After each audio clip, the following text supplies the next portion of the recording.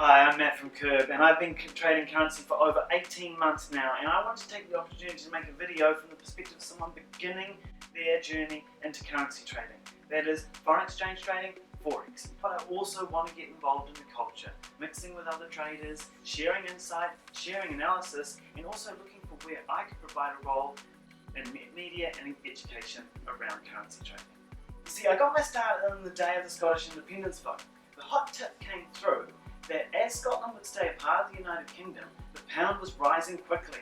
I also remembered another one of my friends had already encouraged me to set up my own trading account with CMC by putting $20 in there. So I thought, what the hell, I'll give it a go. Within a few hours, my $20 had turned into $100, and I'll show you how this works later. But within an hour after that, my money was gone. It didn't matter.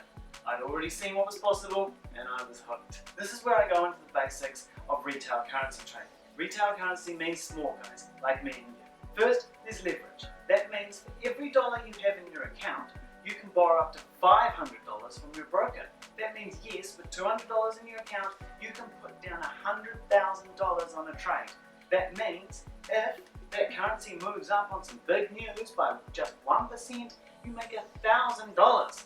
But if you're wrong about that news and your trade goes down and you don't have the money in your account to cover those losses, your broker will make a margin call on your account, sell your position, and your money will be gone. I had to learn a few things first. Firstly, currency is traded in pairs. That means that if I'm buying the pound to go up, then I must buy it against another currency such as the euro, yen, US, Canadian, New Zealand or Australian dollars. These are known as the major currencies and they're actively traded every day. You'll pay two costs. The first one is your broker cost, and that depends on the availability, the liquidity of that currency at a certain time of the day. Major currencies are always cheaper to trade in because they're more liquid, they're more active, they're more available. The second cost you'll meet is the carry cost. That is the interest you pay on the money you borrowed from the broker for your trade. That is, for every night it's open, you'll pay 1 day's interest on your trade. So this is what attracted me to currency trading over other forms of high risk, high gain investments such as stocks. Stocks have the ability to lose massive amounts overnight in nightmare crash scenarios, whereas currencies merely rise and fall in value in relation to one another as part of broader swinging trends. That means not only is it predictable enough to trade, but you don't run the same risks as with stocks of losing huge amounts of value, because currencies, even day on day in an extreme situation, only lose 1 to 2% of their value. And even though you may have a highly leveraged account, as long as you have a long-term strategy in place to take advantage of these predictable swings, you can succeed and make a profit.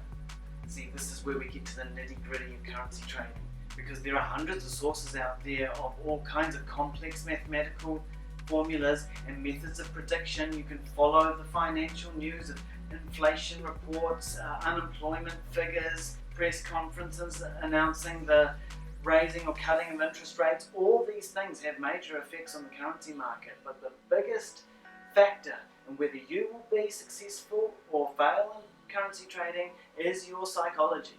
You see, trading is not gambling if you have a system and you stick to it.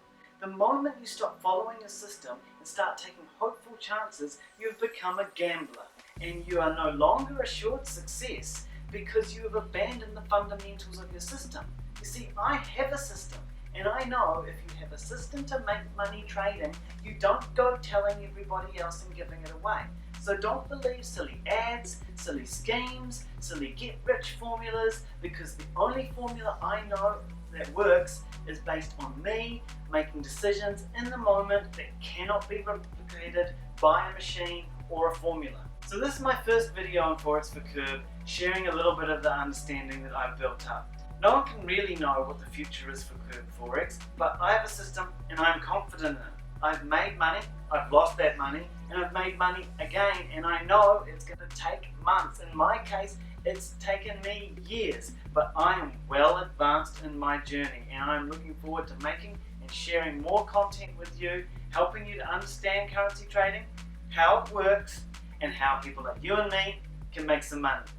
Thanks for listening.